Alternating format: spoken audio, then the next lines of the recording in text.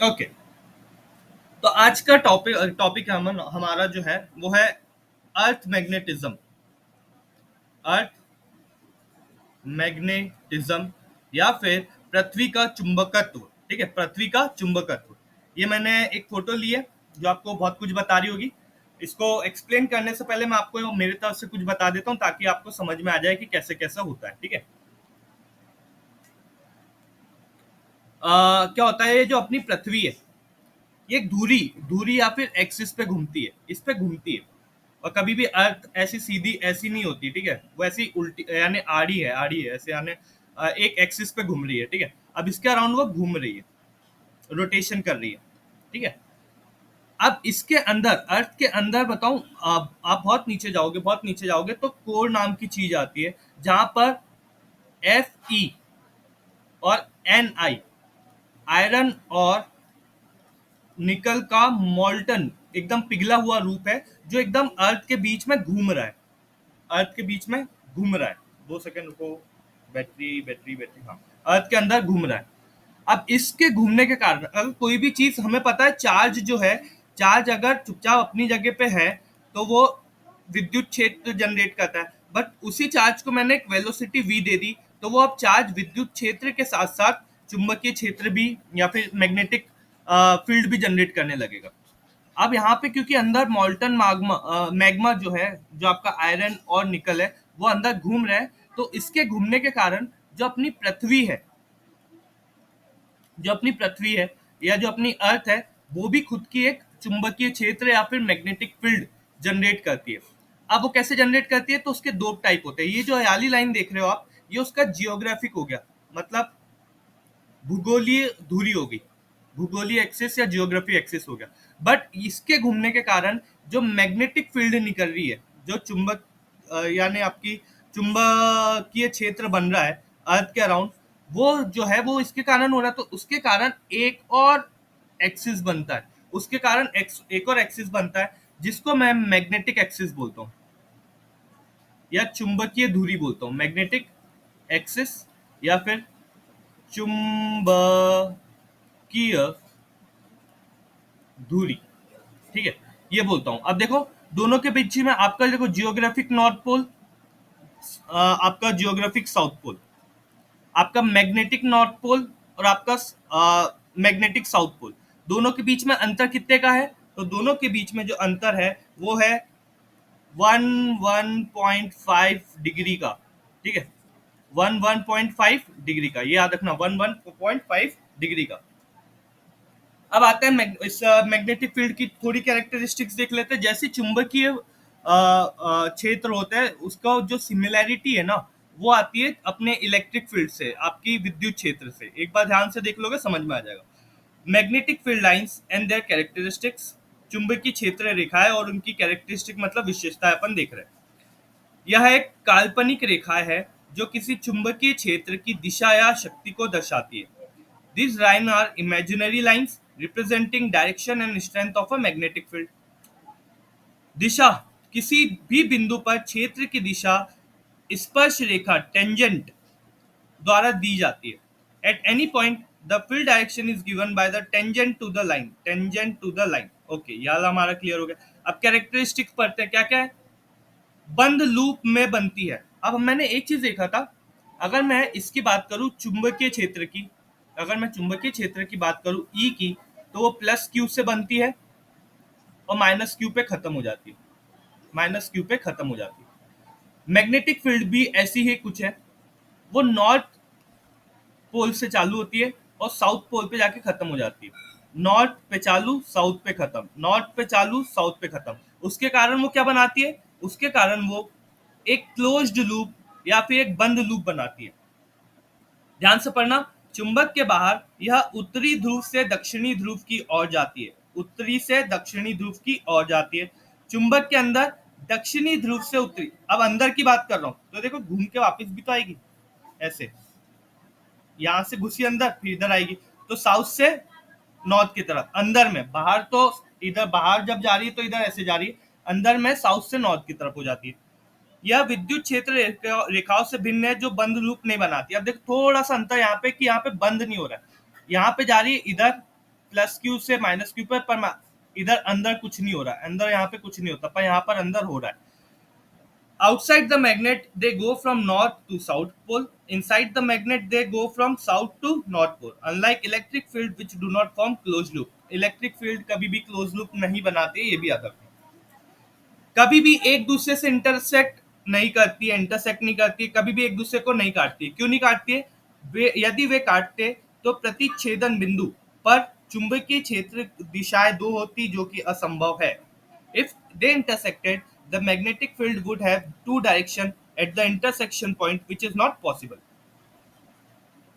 घनत्व शक्ति को दर्शाता है. Density shows the strength. जितनी ज्यादा मैग्नेटिक फील्ड लाइंस, जितनी ज्यादा चुंबकीय रेखा होगी, उतनी ज्यादा उसकी शक्ति होगी या उतनी ज्यादा उसकी स्ट्रेंथ होगी. ये आप वैसे भी लगा सकते हो. इसमें ज्यादा स्ट्रेंथ होगी, ना कि इस वाली में बहुत कम स्ट्रेंथ होगी, इसमें सबसे ज्यादा स्ट्रेंथ होगी. जहां रेखाएं घनी या करीब होती है, वहां चुंबकीय क्षेत्र मजबूत होता है, जैसे ध्रुवों के पास. जहां दूर होती है, वहां कमजोर होती है. वे lines are dense, the magnetic field is stronger near poles. Pole के पास, अर्थ के पोल के पास, पृथ्वी के पोल या ध्रुवों के पास मैग्नेटिक फील्ड ज्यादा होती है. और इक्वेटर पे सबसे कम होती है. इक्वेटर पे सबसे कम होती है. स्पर्श रेखा दिशा दर्शाती है. Tangent give direction. किसी भी बिंदु पर खींची गई स्पर्श रेखा उस बिंदु पर चुंबकीय क्षेत्र की दिशा बताती है. The tangent draw at a point gives the direction of magnetic field at that point. और ये जो चैप्टर है, याला जो स्पेसिफिक चैप्टर है, थोड़ा सा थ्योरेटिकल है. इसमें आपको ज्यादा वो नहीं मिलेगा, एकदम यानी भयानक भयानक फॉर्मूले, बहुत छोटे छोटे फॉर्मूले, और बहुत अच्छा चैप्टर है. इसके क्वेश्चन आ गए ना तो पक्के नंबर देके जाएंगे आपको. सतह से लंबवत पर. अब ये देखो, अगेन नीट का भी क्वेश्चन बना इससे, और पीएनएसटी का भी बना. यह चुंबक की सतह से लंबवत निकलती है या प्रवेश करती है. ठीक है. या दे इमर्ज फ्रॉम और एंटर द स्पेस परपेंडिकुलरली. एकदम ऐसी निकलेगी और फिर घूमने लगेगी, ऐसी निकलेगी और फिर घूमने लगेगी. ठीक है. अब आता है पृथ्वी का चुंबकत्व या अर्थ मैग्नेटिज्म. क्या होता है? अर्थ जो है behave like a giant bar magnet. Bar magnet आपने सभी देखी होगी कभी ना कभी. अभी बार मैग्नेट देखी होगी, नहीं देखी होगी तो मैं दिखा देता हूं.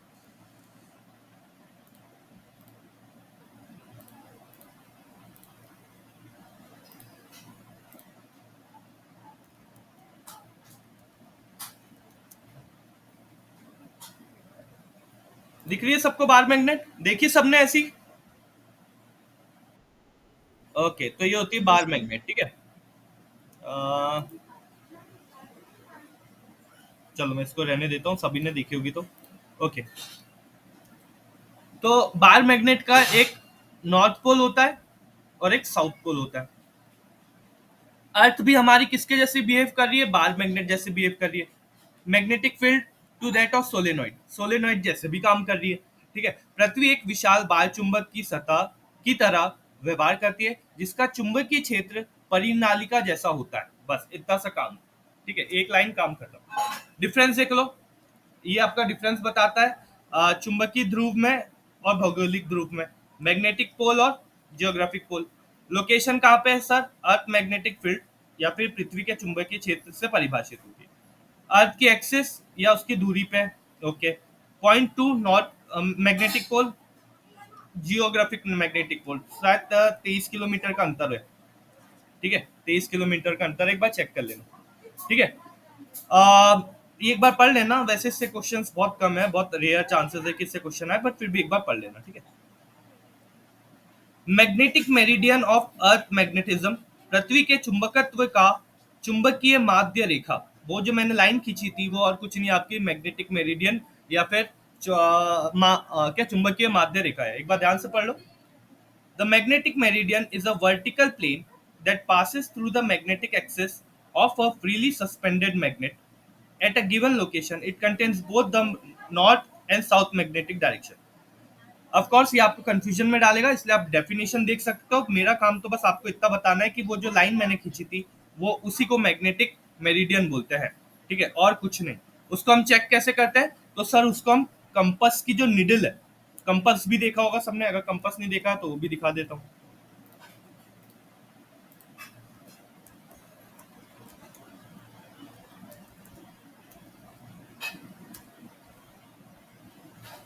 ये हो गया आपका कंपास, जो आपको पृथ्वी के क्या बोलते हैं तो नॉर्थ की डायरेक्शन बताता है, मैग्नेटिज्म का यूज करता है, चुंबकत्व का यूज करता है, उस पर काम करता है। ठीक है, कैसे आइडेंटिफाई करा हमने?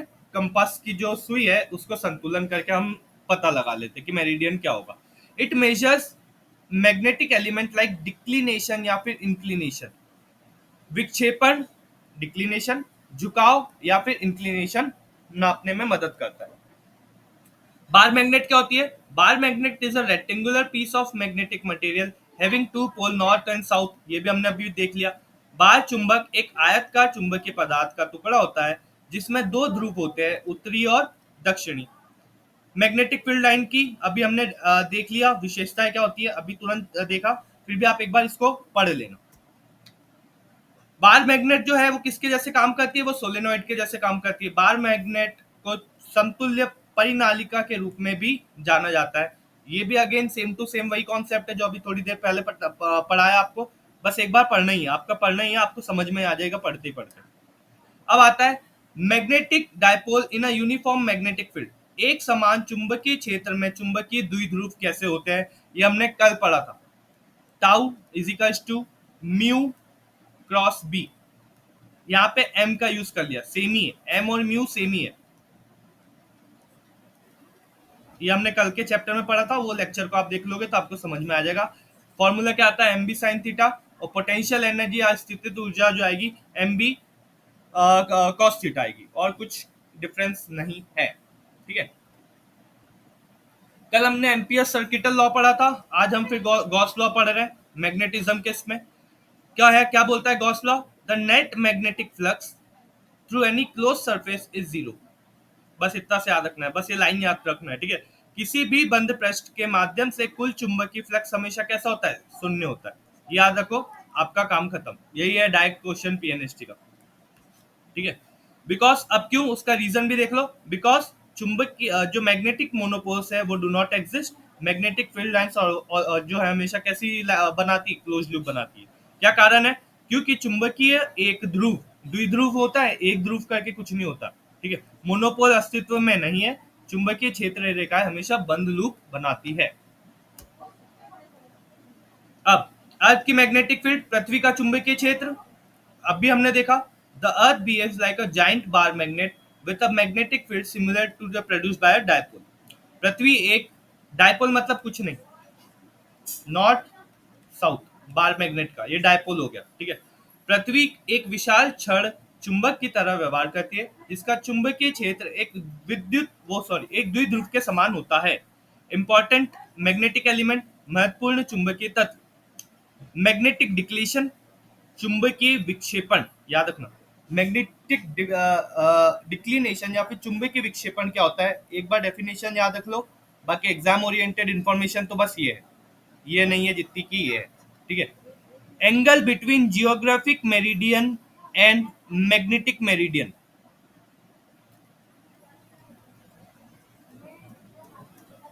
ये दोनों के बीच का जो एंगल है, ठीक है, मेरिडियन के बीच का जो एंगल थीटा है, इसी को हम डिक्लिनेशन का एंगल बोलते हैं। ये डी इजिकल्स टू थीटा। भौगोलिक माध्य रेखा और चुंबकीय माध्य रेखा के बीच का जो कोण है उसको ही हम क्या बोलते हैं? चुंबकीय विक्षेपण या फिर मैग्नेटिक डिक्लेशन। अब मैग्नेटिक इंक्लिनेशन या आई जो है, चुंबकीय झुकाव जो डिप है, उसके बारे में सुनो। The angle made by earth total magnetic field with the horizontal direction. पृथ्वी के कुल चुंबकीय क्षेत्र द्वारा क्षैतिज दिशा के साथ बनाया गया कोण, और कुछ नहीं है। अब मेरे को इसको बस समझाने के लिए बस थोड़ा सा डायग्राम है, उससे समझा देता हूँ। ये आपकी अर्थ है, अर्थ में यहाँ पे बीच में घूम रहा है, इसके कारण मैग्नेटिक फील्ड निकल रही है ढेर सारी, और क्लोज लूप बना रही है ऐसी, ऐसा। अब क्या है, ये मैग्नेटिक फील्ड को अगर मैं ऐसे देखूं तो इधर से निकल रही है, इधर अंदर जा रही है, इधर से निकल रही है, इधर अंदर जा रही है। इसके दो कंपोनेंट आएंगे। अगर मैंने आशु को यहाँ खड़ा कर दिया तो आशु बोलेगी कि सर मुझे दो टाइप के मैग्नेटिक फील्ड का वो हो रहा है। अब कैसा हो रहा है? तो आशु बोलती है जब मैं मैग्नेटिक फील्ड में सर खड़ी हुई ना, जब मैं यहाँ पे सरफेस पे खड़ी हुई, ठीक है, तो एक तो मुझे इस डायरेक्शन में जाते दिखी सर, और एक इसके परपेंडिकुलर थी, एक इसके परपेंडिकुलर थी। तो ये जो ऊपर वाली है ये हो गई आपकी कौन सी? हॉरिजॉन्टल बी एच, और ये हो गई आपकी वर्टिकल बी वी। जो ऊपर की तरफ है वो बी वी हो गई, और जो नीचे की तरफ हो गई वो बी एच हो गई, और कुछ नहीं। B V and B H. Horizontal component, क्षैतिज घटक, component of magnetic field in horizontal plane, सीधा सीधा आपके। वर्टिकल कंपोनेंट, ऊर्ध्वाधर घटक, component of magnetic field vertical direction, ऊपर की तरफ, ठीक है। टोटल, अगर मुझे टोटल निकालना है तो मैं कैसे निकालूंगा? मैं निकालूंगा B is equal to root of B H square plus B V square. ध्यान से रखना, यही अपने लिए इंपॉर्टेंट है, दो फॉर्मूले, बस ये दो फॉर्मूले याद रखना। Magnetic field due to magnetic dipole, ये हमने कल पढ़ा था, ठीक है। इसको एक बार रिवाइज कर लेंगे इसको भी, ये हमने अभी देख लिया डिप कंपोनेंट। हाँ, अब इक्वेटर पे क्या होगा सर? इक्वेटर पे आई की वैल्यू 0 हो जाती है, इसलिए आपका बीवीबी क्या हो जाएगा? वर्टिकल पॉइंट हो जाएगा 0। पोल पे क्या होगा सर? 90 डिग्री हो जाती है, तो आपका बी एच 0 हो जाता है, और कुछ नहीं। Cause of earth magnetism, earth का मैग्नेटिज्म अभी मैंने पढ़ा था। The magnetic field of earth is believe to be due to electric current produced by the movement of molten iron and nickel in the outer core. इसको मैं बोलता हूँ dynamo effect. पृथ्वी का चुंबकीय क्षेत्र इसके बाहरी कोर में लोहा और निकल के प्रवाही रूप से गति द्वारा उत्पन्न विद्युत धाराओं डायनामो प्रभाव के कारण होता है। इनकेस क्वेश्चन आया तो यहाँ से भी आपको बन जाएगा। डी हमने पढ़ लिया, आई हमने पढ़ लिया, बी एच हमने पढ़ लिया। बी एच को हम अगर लिखे तो बी एच कॉस आई, आई की वैल्यू देके रखिए तो बी एच भी निकाल सकते हो आप। बीवी भी हमने देख लिया, ये आ गया आपका काम खत्म। ये हो गया था, ये भी हो गया। नेक्स्ट आता है आपका मैग्नेटाइजेशन या फिर मैग्नेटिक इंटेंसिटी, चुंबकीकरण और चुंबकीय तीव्रता। ये जो बड़ा एम है, ये बताता है कि आप कितने जल्दी मैग्नेटिक फील्ड में, याद रखना, आप कितने जल्दी मैग्नेटिक फील्ड में अपने आप को, ये देखो यहाँ पे लिखा है it is an external magnetic field applied to a material. मतलब मैं किसी मटेरियल को जब एक्सटर्नल मैग्नेटिक फील्ड दे रहा हूँ पर यूनिट वॉल्यूम, उसको मैं और कुछ नहीं बोलता हूँ, उसको मैं बोलता हूँ चुंबकीकरण या फिर मैग्नेटाइजेशन। फिर सर मैग्नेटिक ससेप्टिबिलिटी क्या होती है? एक डायमेंशनलेस क्वांटिटी होता है जिसको मैं ऐसा डिनोट करता हूँ। ये बताती है कि कितने जल्दी मैं किसी भी मटेरियल को चुंबक क्या मैग्नेटाइज कर सकता हूँ। चुंबकी मतलब उसमें कितने जल्दी मैं उसको मैग्नेटाइजेशन दे सकता हूँ या उसको मैग्नेट के रूप में प्रस्तावित कर सकता हूँ। ये होता है आपका मैग्नेटिक ससेप्टिबिलिटी। सबसे ज्यादा हाईएस्ट किस डायमैग्नेटिक या फिर आशु डायमैग्नेटिक को क्या बोलते हैं हिंदी में?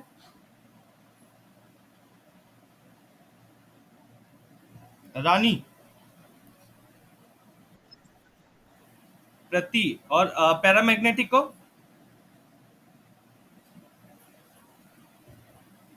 अनु, अनु और प्रति, ऐसा कुछ है क्या? एक बार चेक कर लेना, ठीक है। डायमैग्नेटिक में सबसे ज्यादा डायमैग्नेटिक कौन होता है? तो बिस्मिथ होता है। सबसे ज्यादा कम होता है तो कॉपर और वाटर होता है। पैरामैग्नेटिक में सबसे ज्यादा पैरामैग्नेटिक ऑक्सीजन, वो सबसे अधिक ससेप्टिबिलिटी, सॉरी ससेप्टिबिलिटी, ससेप्टिबिलिटी है ना, ससेप्टिबिलिटी याद रखो। डायमैग्नेटिक में बिस्मिथ की सबसे ज्यादा और कॉपर और वाटर की सबसे कम। पैरामैग्नेटिक में ऑक्सीजन की सबसे ज्यादा और एल्यूमिनियम की सबसे कम। Magnetic property of material, diamagnetic, paramagnetic, और एकदम आखिरी में आता है आपका फेरोमैग्नेटिक। चेक कर लो एक बार। Weakly repelled by magnetic field, चुंबकीय क्षेत्र द्वारा कमजोर से विक्षेपित, यानी एक धक्का मार देगा कटने। तो उसमें जो मैग्नेटिक ससेप्टिबिलिटी है क्या है चुंबकीय सुग्राहिता जो है वो क्या हो जाएगी, जीरो से कम, जीरो से कम। नो परमानेंट मैग्नेटिक मोमेंट, कोई स्थायी चुंबकीय आघूर्ण नहीं होता है। बिस्मिथ, कॉपर और सिल्वर इसका एक example. Weekly attracted by magnetic field, चुंबकीय क्षेत्र द्वारा कमजोर रूप से आकर्षित, थोड़ा सा होता है, यानी जीरो से थोड़ी सी ज्यादा वैल्यू होती है। क्षेत्र के साथ संरेखित होते हैं, align with magnetic field. Oxygen और एल्यूमिनियम कौन से लॉ को फॉलो करते हैं, तो सर क्यूरी के लॉ को फॉलो करते हैं, काम खत्म। Ferromagnetic, strongly attracted by magnetic field, चुंबकीय क्षेत्र द्वारा तीव्रता से आकर्षित किया जाता है, बहुत ज्यादा वैल्यू होती है इसकी, ठीक है। परमानेंट मैग्नेटिक मोमेंट, स्थायी चुंबकीय आघूर्ण होता है, आयरन, निकल, कोबाल्ट, अगेन ये क्यूरी का लॉ को फॉलो करते हैं, काम खत्म। एकदम आखिरी जो पार्ट है वो आता है परमानेंट और इलेक्ट्रोमैग्नेटिक। क्या होता है परमानेंट और इलेक्ट्रोमैग्नेट, ध्यान से सुनो। परमानेंट इलेक्ट्रो मैग्नेट वो होगा जिसका भाई चुंबकत्व कभी खत्म ही नहीं होगा, वो जो हमेशा स्थायी रूप से चुंबकीय रहेगा, तो वो परमानेंट हो गया। टेम्परेरी मतलब अगर मैं उसमें से धारा प्रवाह कर दे रहा हूँ या करंट फ्लो कर रहा हूँ तो उसके कारण उसमें चुंबकत्व जो आएगा वो थोड़े समय के लिए आएगा, अस्थायी रूप से, ठीक है। नियंत्रण, आप इसको इजीली कंट्रोल नहीं कर सकते, पर क्योंकि आप धारा को आसानी से कंट्रोल कर सकते हो तो इसके कारण इसकी शक्ति और ध्रुवीयता को आप आसानी से नियंत्रित कर सकते हो। इसकी स्ट्रेंथ कैसी होती है, परमानेंट वाले की निश्चित होती है, फिक्स्ड होती है। इसको हम बढ़ा घटा सकते हैं। हाँ, याला इसका देखो, मान लो मैंने कोई मैग्नेट ली, बहुत बड़ी मैग्नेट ली, ठीक है। अब ये परमानेंट या स्थायी मैग्नेट है, तो जो इसकी शक्ति रहेगी आप उसको कंट्रोल कर पाओगे क्या आशु? बट जो इलेक्ट्रोमैग्नेट है सेम उतने ही साइज की, अगर मैं उसमें धारा कम कर दूं, करंट कम कर दूं, तो मैं क्या उसकी क्योंकि अब मैं तो इलेक्ट्रिसिटी से उसको बना रहा हूँ ना, तो अगर मैं उसमें रेजिस्टेंस लगा दूं, थोड़ी सी धारा कम कर दूं, तो क्या मैं उसकी शक्ति को कम या ज्यादा अपने अनुसार कर सकता हूँ क्या? तो इस वाली को मैं कंट्रोल कर सकता हूँ और इस वाली को मैं कंट्रोल नहीं कर सकता हूँ, बस यही बता रहा है। कोर, कोर क्या होता है, कोई भी हाई रिटेंटिविटी वाला मटेरियल या तो फेरोमैग्नेटिक मटेरियल, लो चुंबकीय सामग्री होती है। इसमें सॉफ्ट फेरोमैग्नेटिक होता है, नरम लो चुंबकीय सामग्री होती है। Cos, internal alignment of domains. अब ये वाला जो पार्ट है ये आप ऐसे ही याद रखना, क्योंकि इसको एक्सप्लेन करने जाऊंगा तो 2 क्लास एक्स्ट्रा लगेगी, ठीक है। एक्सटर्नल इलेक्ट्रिक करंट, बस इतना याद रखना। आ गए, और फाइनली हमारा ये वाला पार्ट भी होता है कंप्लीट। अब मैं आपको इस पे ले जाता हूँ डायरेक्ट क्वेश्चन पे, क्योंकि हमने जो अभी तक बोला है हो सकता है आप लोगों को लग